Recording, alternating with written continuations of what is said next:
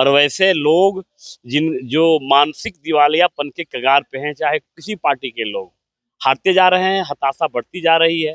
इसलिए हताशा में इस तरह का उनका बयान है। और खास बिहार के लोग, बिहार हम अभी तो गाना चला था, आप लोगों ने सुना होगा कि हम भी स्वाभिमानी हैं, हम बिहारी है, हम बिहारी है जी, बड़े स्वाभिमानी है जी, थोड़े स्वाभिमानी है जी। तो हमें नहीं लगता है कि बिहार के बिना देश आगे बढ़ सकता है। पार्टी के अलायंस पार्टनर होने के नाते कई लोगों को इस पे, बिहार के लोगों को अपमान करने के लिए माफी मांगनी चाहिए उनको, और सरेआम मीडिया ट्रायल करके उनको माफी मांगना चाहिए कि हम यहाँ विपक्ष को भी उठाना चाहिए। खासकर बिहार के अस्मिता पे, बिहार के लोगों के सम्मान पे, बिहार के लोगों को अपमान करने का कोई संवैधानिक अधिकार किसी को, कोई कोर्ट दुनिया के और भारत की कोई कोर्ट ने नहीं दिया, कोई संविधान ने नहीं दिया। इसलिए मेरे हिसाब से जो बिहार का जिसने अपमान किया, बिहारियों का जिसने अपमान किया, वैसे नेता का कड़ी भर्त्सना करनी चाहिए। हो सके तो ऐसे नेताओं को बिहार में एंट्री नहीं करने देना चाहिए। राष्ट्र हित के बारे में रहिए, पहले मातृभूमि को प्रणाम करना सीखिए, तब पाकिस्तान और चाइना के बारे में सोचिए। नमस्कार, मेरा नाम सागर कुमार है और आप न्यूज हाट देख रहे हैं। देखिए, बिहार में बजट सत्र चल रहा है, लेकिन इस बीच एक ऐसी खबर आई, डीएमके के एक मंत्री हैं, उन्होंने उत्तर भारतीयों के लिए अभद्र टिप्पणी की, फुचका बेचने वालों से संबंधित किया। सर, कैसे देखते हैं? बिल्कुल, इसकी जितना निंदा की जाए वो कम है।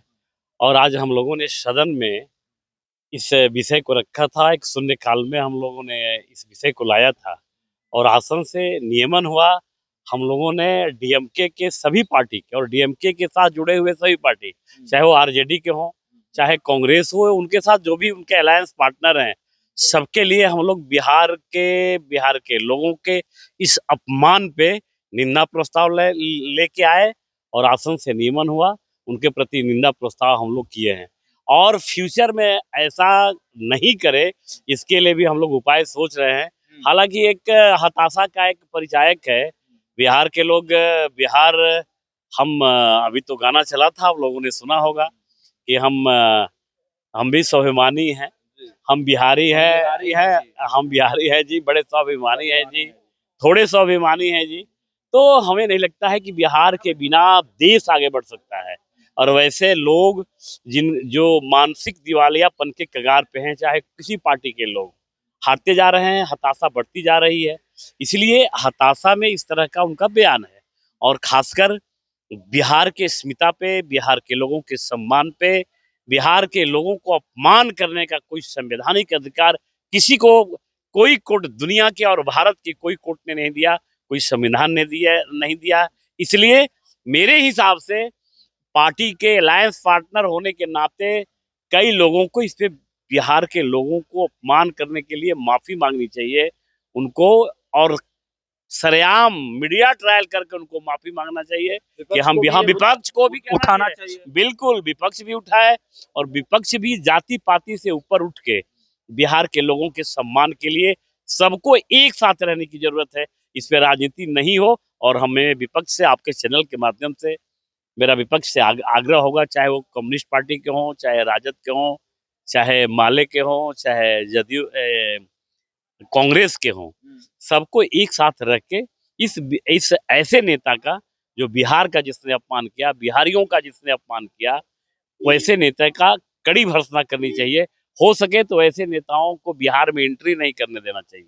लोकसभा के स्पीकर हैं ओम बिरला जी, उन्होंने कहा है कि कल प्रधानमंत्री जी के साथ कुछ भी हो सकता था, जिस प्रकार की तैयारी कांग्रेस के देखिए क्या है कि कांग्रेस अब तो दिवा सपना देख रहा है और कांग्रेस के पास कोई विजन नहीं रह गया। कांग्रेस की नेता के पास कुछ देश की राजनीति में कुछ रह नहीं गया।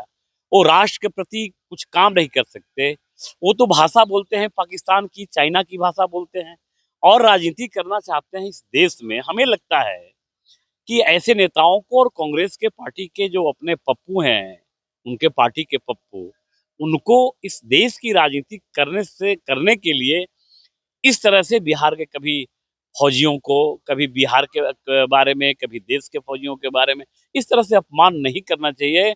और राहुल जी, आपके चैनल के माध्यम से आपको बिहार का एक प्रतिनिधि होने के नाते, देश का एक नागरिक होने के नाते आपके चैनल के माध्यम से उनको कड़ी हम चेतावनी भी देना चाहते हैं कि राहुल जी और अपने पूरे एंड कंपनी को समझाइए, पार्टी को, जो आपके अलायंस पार्टनर हैं, कि राष्ट्र हित के बारे में रहिए। पहले मातृभूमि को प्रणाम करना सीखिए, तब पाकिस्तान और चाइना के बारे में सोचिए। अंतिम सवाल यह भी है कि आज मुख्यमंत्री नीतीश कुमार ने दोनों सदनों में अपना भाषण दिया, बिहार के विकास को लेकर कई तरह की बातें कही। क्या लग रहा है, मुख्यमंत्री जी के भाषण से एनर्जी आई है? क्योंकि विपक्ष लगातार सवाल उठा रहा है। क्या विपक्ष सवाल बोलेगा? अरे बिहार में तो 2005 के पहले उन्होंने तो हमेशा हर भाषण में कहते हैं मुख्यमंत्री जी, हम लोग भी उसके आई विटनेस हैं। 2005 के पहले कैसी गवर्नमेंट थी भाई?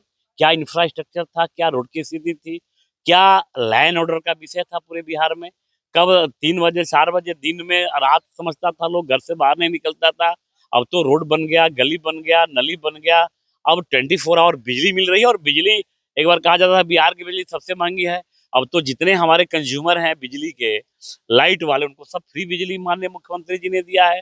और प्रगति यात्रा में हर पंचायत में 10+2 विद्यालय, क्या नहीं हुआ यार? कनेक्टिविटी बढ़ा। तो और मुख्यमंत्री जी हमेशा हर सदन के भाषण में ये कहते रहते हैं भाई, आने वाले युवाओं को बताते रहते हैं कि देखो यार, मैंने बिहार के लिए किया है, तुम्हारा सबका सहयोग चाहिए। बिहार को विकसित राज्यों में लेके जाना है। बिहार के देश के जो टॉप 5 राज्य हैं उसमें बिहार शामिल होगा, ये मुख्यमंत्री जी कहते हैं, तो सबका हौसला बढ़ता है। और काम के आधार पे कहते हैं, जो मुख्यमंत्री जी कमिटमेंट करते हैं वो करते हैं। ये सुशासन की सरकार है, जो कहती है वो करती है। चलिए, तो ये सुशासन की सरकार है, जो कहती है वो करती है। और देखिए, मुख्यमंत्री नीतीश कुमार ने आज दोनों सदनों में अपनी बात रखी है। तेजस्वी यादव ने भी अपनी बात रखी है, लेकिन पूरी तरीके से पढ़ नहीं पाए। तेजस्वी यादव बीच में अटक जा रहे थे, तो इसको लेकर भी अब सियासत तेज हो गई है। मुख्यमंत्री नीतीश कुमार ने 6 विधायकों को खरीदने के लिए पैसे कहां से आए, यह भी सवाल उठाया। अब इसको लेकर भी सियासत काफी तेज हो गई है। फिलहाल इस वीडियो में इतना ही। देखते रहिए न्यूज़ 8। बहुत बहुत धन्यवाद।